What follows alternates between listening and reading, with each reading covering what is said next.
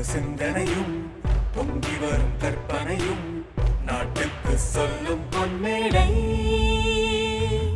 அறம் செய்வோம், அறம் செய்வோம்.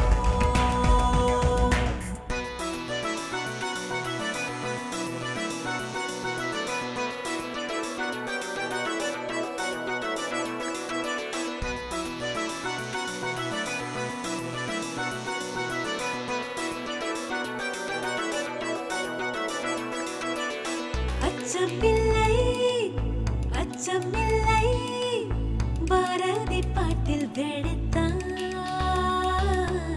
புதியதோர் விதி செய்வோம் என்ற வார்த்தையில் வேகம் படைத்தான். உன் பேச்சில் அனல் பறக்கும், உன் மூச்சில் துணிவிருக்கும், உன் வீச்சில் தெளிவிருக்கும்.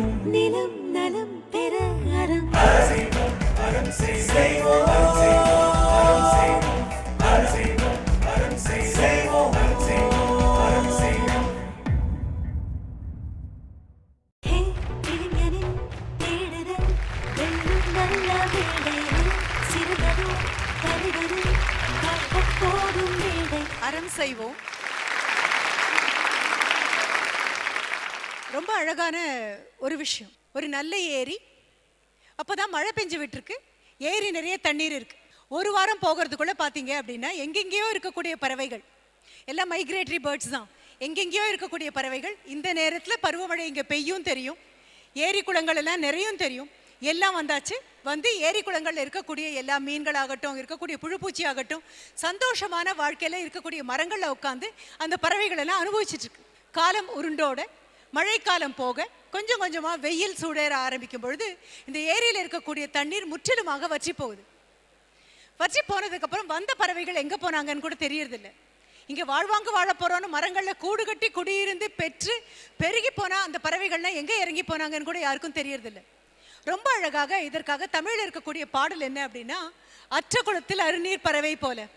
நீர் இல்லாமல் போகக்கூடிய ஒரு குளத்தில் பக்கத்தில் இருந்து அது வாழ்வாங்கு வாழ்ந்த பொழுது உதவியாக இருந்த அதனுடைய வசதியெல்லாம் அனுபவித்த அந்த பறவைகள் காணாமல் போவது எவ்வளவு உண்மையோ அவ்வளவு உண்மை.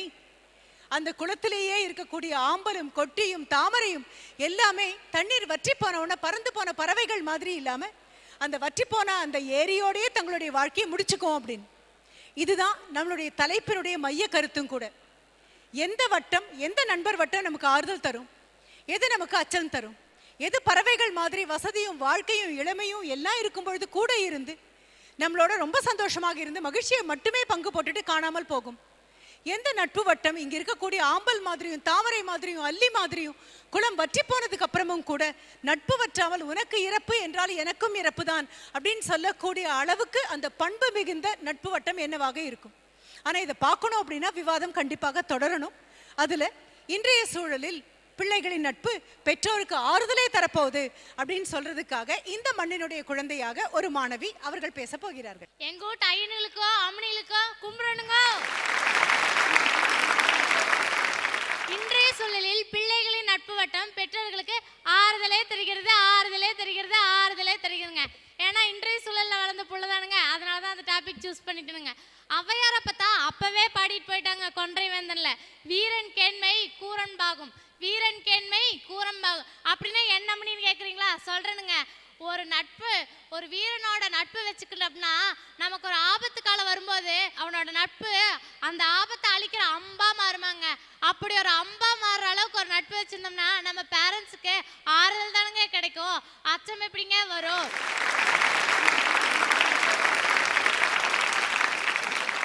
எல்லாரும் தீய வழியில போறோம், தீய வழியில ஓரம் சொல்ல, எங்களுக்கு தீய வழியில ஓரக்கு நேரமே இல்லைங்க. அதுவும் ஸ்ரீ கிருஷ்ணாதித்யா கல்லூரி மாணவ மாணவிகளுக்கு தீய வழியில ஓரக்கு நேரமே இல்லைங்க. கேட்டுங்க சொல்றேங்க. கூகுள் கிளாஸ்ல எப்படா கோட் ஆட் பண்ணலாம், எப்படா மை கிளாஸ் ரூம்ல பிபிடி டவுன்லோட் பண்ணலாம், எப்படா பிரசன்டேஷன் பண்ணலாம், எப்படா ப்ராஜெக்ட்டுக்கு டாபிக் செலக்ட் பண்ணலாம், மெத்தடாலஜி எப்படி போடலாம் அப்படின்னு யோசிக்கிறக்கே 24 மணி நேரம் பத்தாம 25வது மணி நேரமா மக்கியானால இருந்து 1 மணி நேரத்துக்கு கடன் வாங்கி வேலை பார்க்குறோமுங்க. எங்களுக்கு தீய வழியில போறக்கு நேரமே இல்லைங்க. அப்படி இருக்கும்போது எப்படிங்க எங்க பேரண்ட்ஸ்க்கு எங்க மேல அச்சம் வரும்? ஆறுதல் தானுங்க வரும், கவலையே பட மாட்டாங்க. தீய வழியில போறதுக்கு நேரம் இல்லடா, தீய வழியில போறதுக்கு உங்களுக்கு தேவையும் இல்லை. எந்த பொருளை சாபம் சாபம்னு உலகமே சொல்லுதோ அந்த பொருளை வரமா மாத்துற அளவுக்கு உங்களுக்கு அறிவு இருக்கு, அவ்வளவுதானே. உலகமே இந்த மொபைல் போன் வேண்டாம் அப்படின்னு சொல்லும்பொழுது இதிலிருந்து என்ன லாபம் எடுக்கலாம், இதிலிருந்து என்ன நல்லதை படிக்கலாம் அப்படிங்கிற அளவுக்கு குழந்தைங்க பக்குவம் ஆயிட்டீங்க அப்படின்னா தீய வழியில போகிறதுக்காக உங்களுக்கு நேரம் அல்ல வேணும், தீய வழியில போறதுக்கு உங்களுக்கு எந்த தேவையுமே இல்லை. அதனால்தான் வரும்பொழுதே நான் சொன்னேன் வரம் வாங்கி வந்த குழந்தைகள் அப்படின்னு நான் சொன்னது நீங்க பேசும்போது உண்மை அப்படின்னு எனக்கே புரியுது. பூத கண்ணாடி வச்சு குறை கண்டுபிடிக்கிறதெல்லாம் அந்த காலம், 3D கண்ணாடி ஓட்டு படம் பார்க்கறது இந்த காலம். ஏன் தெரியுங்களா? நாங்கள் எதையும் மறைக்க மாட்டோம், எல்லாத்தையும் எங்கள் அம்மா அப்பா கிட்ட சொல்லிடுவோம். அப்படிதாங்க ஒரு விஷயம். எங்கள் பக்கத்து வீட்டு மாமன் என்ன பண்ணிட்டாரு, எங்கள் அப்பாட்ட மச்சான் நேத்து உங்க பிள்ளைய அந்த பையன் கூட அங்க பார்த்தேன் அப்படின்னாருங்க. உடனே எங்க அப்பா திருப்பி அசரான்னு சொன்னாருங்க. ஆமா அவன் ஃப்ரெண்டு, அவ சொல்லிட்டு தான் போனா, ஏன் அதுக்கு என்ன அப்படின்னாருங்க. அப்ப எங்க மாமாக்கு மூக்கே உடஞ்சிருச்சுங்க. ஏன் தெரியுங்களா? இந்த சமுதாயத்துல நம்மளை கெட்ட பார்வையோட பாக்குறக்கும் நம்மளை கேவலமா உருவகப்படுத்துறதுக்குமே சில ஜென்மங்கள் இருப்பாங்க, அது உண்மைங்க. அப்படி இருக்கிறவங்க கிட்ட நம்ம பேரண்ட்ஸ் கிட்ட உண்மையா இருந்தோம்னா வச்சுக்கோங்க, நமக்கு என்ன ஆபத்து வந்தாலும் அவங்க காப்பாத்துவாங்க. ஏன்னா வெள்ளை கிள்ளை கள்ளச்சிந்தை, பெத்தவங்க மனசு குழந்தை மாதிரி, எந்த கள்ளங்கப்படமும் இல்லாம வெள்ளைய பால் மாதிரி இருக்கும். நம்ம சொல்றதெல்லாம் நம்புவாங்க. ஏன்னா காக்கைக்கும் தன் குஞ்சு பொன் குஞ்சு இல்லைங்களா? அதனால எது சொன்னாலும் அப்படியே சாமி, ஆமா சாமி, சரி சாமி அப்படிமாங்க. அது மட்டும் இல்லைங்க, அவங்க என்ன நினைச்சிட்டு இருப்பாங்க, நம்ம புள்ள நல்ல புள்ள, நல்லவங்களோட தான் சேரும், நல்லது மட்டும்தான் பண்ணும், நல்லவங்க கூட மட்டும்தான் நட்பு வச்சுக்கோ, நல்ல வழக்கம் மட்டும்தான் பழகும் அப்படின்னு நம்புறாங்க. அதே மாதிரி நாங்களும் அப்பா இன்னைக்கு தியேட்டருக்கு போறோம்னா தியேட்டருக்கு போயிட்டு வரணுங்கப்பா, இவங்க கூட போயிட்டு வரணுங்கப்பா, அவ கூட போயிட்டு வரணுங்கப்பா அப்படின்னு சொல்லிட்டு வருங்க. தப்பு செஞ்சாலும் அது பெரிய பெத்தவங்களுக்கு தெரிஞ்சு செஞ்சோம்னா வைங்களேன், கவலையே பட வேண்டாம். அவங்களுக்கு எப்பயும் நம்ம நட்பு மேல ஆறுதல் தான் கிடைக்கும். ஏன்னா என் புள்ள என்கிட்ட சொல்லிட்டு தான் போனேன், அதனால ஒரு பிரச்சனையும் இல்லை அப்படிங்கிற ஆறுதல் கிடைச்சா போதுங்க, அதுதாங்க வெற்றியே. என்னைக்குமே இன்றைய சூழலில் பிள்ளைகளின் நட்பு வட்டம் பெற்றோர்களுக்கு ஆறுதலே தருகிறதுன்னு சொல்லி வாய்ப்பளித்த அனைவருக்கும் நன்றி கூறி விடைபெறுகிறேங்க. போயிட்டு வரங்க.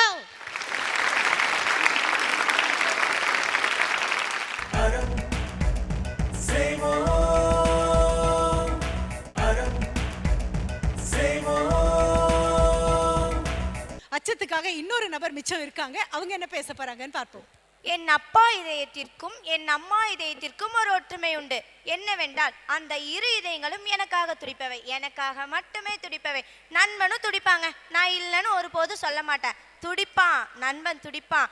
ஆனா தேவைக்காக மட்டும்தான் துடிப்பாங்கிறது நமக்கு கூட தெரியாதுங்க, நம்ம பெற்றோருக்கு தாங்க தெரியும். அது எப்படி தெரியும் அப்படின்னு பார்த்தீங்கன்னா, இப்போ நம்ம நண்பர்களை நம்ம தேர்ந்தெடுக்கிறத பொறுத்து தான் இருக்கு. நல்ல நண்பனை தேர்ந்தெடுத்தா நல்லா இருப்போம், கெட்ட நண்பரை தேர்ந்தெடுத்தா கெட்ட வழியில போவோம். இப்போ எப்படி பேரண்ட்டை பொறுத்த அளவுக்கு எப்படின்னா, இப்போ நல்ல நண்பனை தேர்ந்தெடுக்காமன்னா ஃப்ரெஷ்ஷா இருக்கிற ஆப்பிள் பழமா இல்ல கொய்யா பழமா, இல்ல கெட்ட நண்பன் சொல்லி தேர்ந்தெடுக்காமன்னா அழுகி போன தக்காளியா இல்ல அழுகி போன பப்பாளியா, அதெல்லாம் இல்லைங்க. அவன் செய்யற செயலே போதுங்க, அவன் எப்படிப்பட்டவன் தேர்ந்தெடுக்க. இப்போங்க ஒரு பிரச்சனை வருதுங்கன்னு வைங்களேன், அந்த பிரச்சனை ஏற்படுத்தினவனே அந்த நண்பனா தான் இருப்பான். ஆனா அந்த பிரச்சனைக்கு காரணம்னு சொல்லி போய் நிற்கும் போது நம்ம தாங்க போய் நிற்பான், அவன் தப்பிச்சிருவாங்க. அப்ப தெரியுங்க அவனோட சுயரூபம். இதுதாங்க நம்ம பெற்றோருக்கு அச்சமுறுத்துது. இப்போ நட்பு இருக்கலாங்க, எல்லா லைஃப்லயும் இருக்கலாம். ஆனா நட்புங்கிறத ஒரு பார்ட் ஆஃப் லைஃபா தாங்க வச்சுக்கணும், முழுக்க முழுக்க லைஃபாவே வச்சுக்க கூடாதுங்க. உதாரணத்துக்கு உங்களுக்குலாம் சொல்ற மாதிரினா வச்சுக்கோங்களேன், நட்புங்கிறத பார்த்தா நம்ம உடல் உறுப்பு மாதிரிங்க, கண்ணு காது வாய் மூக்கு அந்த மாதிரிங்க. ஆனா பெற்றோருங்கிறவங்க பார்த்தீங்கன்னா நம்மளோட இதயம், அதாவது இதய துடிப்பு மாதிரிங்க. அந்த இதய துடிப்பு நின்று போனா ஒண்ணுமே ஆகாதுங்க, ஒண்ணுமே ஆகாது, எல்லாமே வேஸ்ட். அதாங்க சொல்றேன். இப்ப இருக்கிற பெற்றோர்களுக்கு பார்த்தீங்கன்னா இன்றைய காலகட்டத்தோட நட்பு வட்டாரம் அச்சமளிக்கிறது அச்சமளிக்கிறது அச்சமளிக்கிறதுங்க. இப்போ நம்ம ஏன் எல்லாரும் நண்பர்களை தேடி போறோம்? ஏன் நம்ம எல்லாம் இப்படி பண்ணி பார்க்கலாமே. நண்பன் என்று நம்பி இருக்காதே, தாயே உன் முதல் தோழி என்று என்றும் மறவாதே அப்படின்னு இருந்து பாருங்களேன். எதுவுமே லைஃப்ல ஜெயிக்க தாங்க முடியும், தோத்தத சரித்திரமே கிடையாதுன்னு நான் சொல்லுவேங்க. இப்போ பாத்தீங்கன்னா நட்பை வந்துட்டு எல்லாத்துக்கும் புரிஞ்ச மாதிரி நான் சொல்றேங்க. ஒரு கருவேப்பிலை போலவும், ஏன் ஒரு ஊறுகாய் போலவு கூட எடுத்துக்கோங்களேன், தொட்டு வேணா கொள்ளலாமே தவிர முழுக்க முழுக்க சாப்பாடா சாப்பிடக்கூடாதுங்க. அப்படி சாப்பிடும் போது நம்ம லைஃபே நரகத்துல போய் விழுகுதுன்னு நமக்கு தெரியாதுங்க. ஆனா நம்ம பெற்றோர்கள் அதை நினைச்சுதாங்க அச்சப்படுறாங்க. இருந்தால் நண்பனாக இரு, இல்லை எதிரியாக இரு, ஒருபோதும் துரோகியாக மாறிவிடாதீர்கள். அதுக்காக தான் பெற்றோர்கள் அச்சப்படுகிறார்கள். எப்போதாவது நம்ம பிள்ளையோட நண்பர்கள் நம்ம பிள்ளைக்கே துரோகியாக மாறி விடுவாங்களோன்னு சொல்லிட்டு அச்சப்படுறாங்கங்க. எனக்கு வாய்ப்பளித்தமைக்கு மிக்க நன்றி. அறம் செய்யும். ரொம்ப சந்தோஷம்தான். ஆனால் என்னால் கண்டிப்பாக மொத்தமாக பெற்றோருடைய அச்சம் சரியானது தான் அப்படின்னு எல்லாம் என்னால் கண்டிப்பாக யோசிக்க முடியாது. ஏன்னா ஆறுதல் தரக்கூடிய இடங்கள் இருக்கு, அச்சம் தரக்கூடிய இடங்களும் இருக்கு. 14 பேருடைய விவாதமும் முடிந்தது அப்படிங்கிறதா முதல்ல வேண்டக்கூடியது. நம்மளுடைய கருத்துக்கள் மட்டுமே புழக்கத்துக்குள்ள வந்தால் அது சரியாகாது. உங்க கல்லூரியினுடைய முதல்வரை நாங்கள் சிறப்பு விருந்தினராக உள்ள கொண்டு வரோம். இவ்வளோ பெரிய கல்லூரி, இவ்வளவு மாணவர்கள், தாய் தகப்பனுக்கு அவங்கவுங்க குழந்தைய பற்றி தான் பிரச்சனை. அந்தந்த குழந்தைங்களுடைய நட்பு வட்டம் அச்சம் தருகிறதா ஆறுதல் தருகிறதா அப்படிங்கிறது மட்டும்தான். ஆனால் இத்தனை குழந்தைகளுக்கும் ஒரு கேப்டனாக, ஒரு தாயாக, ஒரு தகப்பனாக, நல்லாசானாக ஒரு முதல்வர் இருக்கும் பொழுது இங்கே ஒரு 1000 குழந்தைங்க இருந்தீங்கன்னா 1000 விதமாக அவருக்கு ஆறுதல் கிடைக்கும், 1000 விதமாக அச்சம் வரும். அப்படிப்பட்ட நபரை நம்ம சிறப்பு விருந்தினராக உள்ள கூப்பிடுறோம். அவருடைய கருத்து என்ன அப்படிங்கிறதையும் கேட்குறோம். உங்க முதல்வர் முனைவர் பழனியம்மாள் அவர்கள் சிறப்பு விருந்தினராக உங்கள் கல்லூரி பற்றியும் உங்கள் கல்லூரியில் இருக்கக்கூடிய ஒரு பெற்றோராகவும் ஆசிரியராகவும் தான் இருக்கும் பொழுது ஏற்படக்கூடிய அச்சங்கள் பற்றியும் கிடைக்கக்கூடிய ஆறுதல் பற்றியும் சொல்ல போறாங்க. அவங்கள மேடைக்கு வருமாறு பணிவன்போடு அழைக்கிறேன். வணக்கம் மேடம். வணக்கம். எனக்கு மிகப்பெரிய சந்தோஷமாகவும் பெருமையாகவும் ஆச்சரியமாகவும் இருக்கக்கூடிய பெண்மணி நீங்க. ஒரு கல்லூரியினுடைய முதல்வராக இருப்பது, உங்களுடைய பங்கு, உங்களுடைய பொறுப்பு, கூடவே இந்த தலைப்பினுடைய பொருத்தம் பற்றி உங்களுடைய கருத்தை தயவு செஞ்சு பகிர்ந்து கொள்ளணும். இன்ஃபேக்ட் என்னுடைய ஆசானின் முன்பாக என்னுடைய கருத்துக்களை பதிவு செய்வதில் மிகவும் பெருமை அடைகிறேன். நன்றி. நான் இந்த ஸ்ரீகிருஷ்ணா ஆதித்யா கலை அறிவியல் கல்லூரியின் முதல்வர் அப்படின்னு சொல்றதை விட இத்தனை குழந்தைகளின் தாய் அப்படின்னு சொல்றதுலாம் எனக்கு பெருமை. எந்த குழந்தையுமே பிறக்கும் போது ஒரு நல்ல குழந்தையா தான் பிறக்குது. அதுல நல்ல குழந்தை கெட்ட குழந்தை அப்படின்னு சொல்லி பாகுபாடே கிடையாது. பட் அவங்க வளர்ற சூழ்நிலை, வீட்டு சூழ்நிலை, அதுக்கப்புறம் பள்ளி, அதுக்கப்புறம் கல்லூரியில அவர்களுக்கு அமைகிற ஒரு நட்பு வட்டம், அதுதான் அவனுடைய எதிர்காலத்தை தீர்மானிக்குது. ஸோ அந்த தாயின் அரவணைப்புல இருந்து ஒரு 10-11 வயசுலயே அவன் கொஞ்சம் விலக ஆரம்பிக்கிறான். ஏன்னா அந்த இயற்கையின் அந்த மாற்றங்களை நிறைய சமயத்துல பெற்றோரிடம் அவனால பகிர்ந்து கொள்ள முடியறதில்லை. ஸோ அவன் அதை நண்பர்களோட தான் அவன் பகிர்ந்துக்கிறான். இன்னொரு விஷயம் என்னன்னு பார்த்தீங்கன்னா, பெற்றோர்கள் எப்பவுமே தனக்கு நிறைவேறாத ஆசைகளை, தான் என்னென்னவோ ஆகணும்னு நினைச்சோமோ அதெல்லாம் நம்ம ஆக முடியல அப்படிங்கிறத தன் குழந்தைகள் அந்த பொசிஷனுக்கு வரணும் அப்படிங்கிற ஒரு பேராசையின் காரணமாக, அதை நான் தப்புன்னு சொல்லலை, பட் குழந்தைகளையும் அண்டர்ஸ்டாண்ட் பண்ணிக்கணும்னு நான் சொல்றேன். அப்ப இந்த அவங்களுடைய ஆசைகளை அந்த குழந்தைகள் மேல திணிக்கிறாங்க. ஆனா அந்த குழந்தைகள் தாய் தந்தை மேல இருக்கிற ஒரு அன்புனால அவங்களையும் எதிர்த்து பேச முடியல, அதே சமயம் தன்னுடைய விருப்பம் எதையோ அதையும் அவனால செய்ய முடியல. ஸோ அவன் தடுமாறுறான் அந்த இடத்துல. அதனால ஒரு பெற்றோர் மீது ஒரு வெறுப்பும் நட்பு மீது ஒரு ஈர்ப்பும் அவனுக்கு அந்த இடத்துல ஏற்படுதுன்னு தான் சொல்லணும். ஏன்னா நண்பர்கள் எப்பவுமே அது நல்லா இருக்கோ இல்லையோ, சூப்பர்டா, ஏன்னா அவனை ஹர்ட் பண்ணக்கூடாது அவனுடைய நண்பனை. அதனால அது அப்படிதான் சொல்லுவாங்க. ஆனால் பெற்றோர் அப்படி இல்லை, உனக்கு தப்புனா இது தப்பு, ஒரு ஆசிரியரும் தப்புனா தப்புன்னு சொல்லுவாங்க. அது இந்த வயசுல, இந்த டீனேஜ்ல அது அவங்களுக்கு ஒரு வெறுப்பு தான் கொடுக்குது. ஸோ குழந்தைகளை ஒரு தட்டி கொடுத்து, பெற்றோருக்கும் ஒரு குழந்தைகளுக்குமான இடைவெளி எங்கெல்லாம் அதிகமா இல்லையோ அங்க குழந்தைகளுடைய நட்பு வட்டம் நிச்சயமா நல்லா தான் இருக்கு. ஏன்னா அவன் எதையும் பெற்றோரிடம் அங்க மறைக்கிறது கிடையாது. அப்படி எல்லா பெற்றோருமே என் குழந்தையின் நட்பு வட்டம் நல்லா இருக்கான்னு மட்டுமே யோசிக்கிறோம். என் குழந்தை இன்னொருத்தருக்கு நல்ல நண்பனாகவா நண்பையாக இருக்கிறாங்களா அப்படின்னு நம்ம நினைச்சோம்னா அவனுடைய நட்பு வட்டத்தை பத்தி நம்ம எப்பவுமே கவலைப்பட வேண்டிய அவசியமே கிடையாது. நல்ல நட்பு அப்படிங்கிறது ஈவன் மகாபாரதத்தை எடுத்துட்டீங்கன்னா, குந்தி தேவிக்கு கர்ணன் அர்ஜுனன் 2 பேருமே மகன்கள் தான். ஈவன் அர்ஜுனனை விட கர்ணன் திறமை மிக்கவன். ஆனாலும் கூட அவன் சேர்ந்த இடத்தினால் அவனுக்கு வந்து அந்த பெருமை கிடைக்கல. ஆனா அர்ஜுனனுக்கு கிடைச்ச ஒரு நல்ல நட்பு கிருஷ்ணனுடைய நட்பு. அதனால வந்து அவன் பாரத போரில் வென்றான். குந்தி தேவிக்கு அவன் ஆறுதல் அளித்தான். வேற கர்ணனுடைய நட்புனால குந்தி தேவி வேதனைப்பட்டாங்க. ஈவன் இப்போ ஃபேஸ்புக், இன்டர்நெட் நிறைய இதனால கெட்டு போறாங்கன்னு சொல்றாங்க. இதுல நல்ல விஷயங்களை மட்டும் இவங்க பயன்படுத்திக்கலாம். ஸோ எப்பவுமே நம்ம நட்பை தேர்ந்தெடுக்கிற இதுல தான் நம்மளுடைய வெற்றியும் நம் தோல்வியும் வந்து இருக்குது அப்படின்னு சொல்லி நான் நினைக்கிறேன் மேம். அன்னப்பறவையை போல அதே மாதிரி தான் நான் என் மாணவர்களுக்கு சொல்ல வர அறிவுரை என்னன்னு சொன்னா, நீங்களும் வாழ்க்கையில உயரணும், உங்கள் நண்பர்களும் வாழ்க்கையில் உயரணும். நீங்க எந்த உயரத்துக்கு போனாலும் உங்களுடைய நண்பன் ஒருவன் வந்து ஒரு கீழ் இதுல இருக்கான்னா அவனை கைதூக்கி உயர்த்தும் ஒரு நல்ல நண்பர்களா நீங்க அத்தனை பேரும் இருக்கணுங்கிறதா என்னுடைய ஆசை.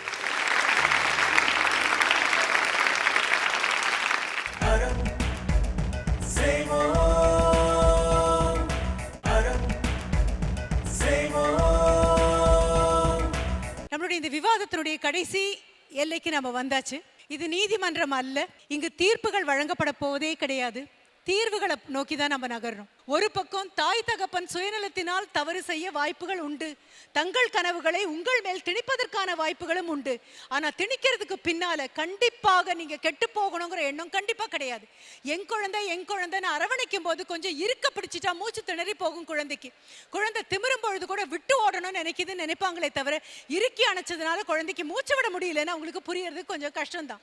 ஆனா இன்னொரு பக்கம் எங்களுக்கு சுதந்திரம் வேணும், விடுதலை வேணும்னு பறக்கும் பொழுது சுதந்திரம் என்னும் எண்ணத்துக்கு அடிமையாகிறது கூட மிகவும் அபாயகரமான ஒன்றுதான். பெரும்பாலான குழந்தைகள் சுதந்திரம்ங்கிற எண்ணத்துக்கு நீங்க அடிமைகளாக போயிடுறீங்க.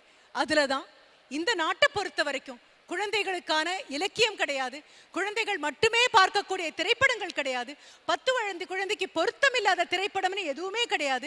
பெரியவர்களோட உட்காந்து தேவை இருக்கோ இல்லையோ, பார்க்கலாமோ பார்க்கக்கூடாதோ, ஜீரணம் ஆகுமோ ஆகாதோ, உடம்புக்கு ஒத்துக்கொள்ளாதோ, இதை பத்தின எந்த கவலையும் இல்லாம எல்லாரையும் ஒரே இடத்துல கூட்டிட்டு போகும்பொழுது குழந்தைகள் பெரியவர்கள் பார்க்கக்கூடிய காட்சிகளை தேவையில்லாத சூழ்நிலையில் பார்க்கும் பொழுது, தேவையில்லாத இடங்களுக்கு போகும்பொழுது, தேவையில்லாத பழக்க வழக்கங்களுக்கு போகும்பொழுது ஆறுதலுக்கு பதிலாக மிகப்பெரிய அச்சத்தையே ஊட்டுது. அதற்காக 2018 இருந்தும் 19 இருந்தும் 20 இருந்தும் இந்த கிரகத்தை விட்டு எங்கேயாவது ஓடிட முடியுமா? கண்டிப்பா கிடையாது. கல்விங்கிற பெரிய ஆயுதம் உங்க கையில இருக்கு. தாய் தகப்பன்கிற பெரிய கேடயம் இருக்கு.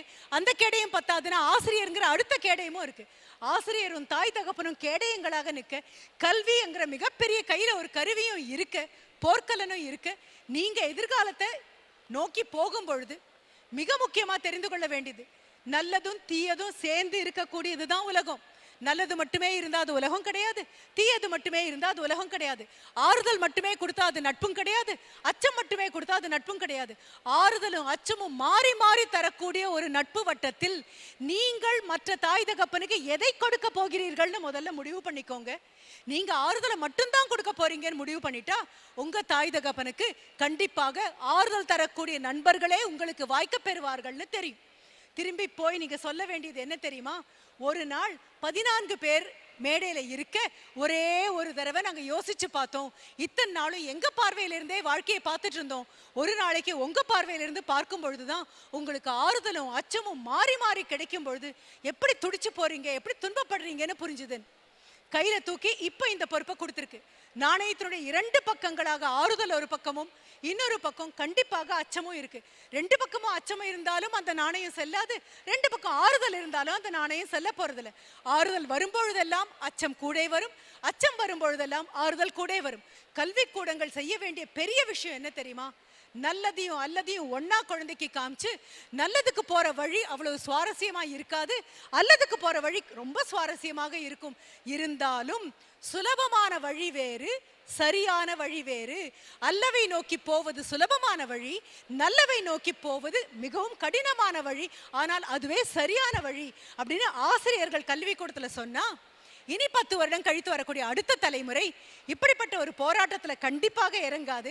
ஒரு பக்கமே சாயும். என்னவாக சொல்லுனா, ஆறுதல் கண்டிப்பாக தருவோம், ஆறுதல் தரும் நபர்களாக மட்டுமே இருப்போம், அச்சம் தரும் நபர்களாக இருக்க மாட்டோம் அப்படிங்கிற ஒரு முடிவை இன்னைக்கு இங்கே நம்ம எடுத்துக்குவோம்.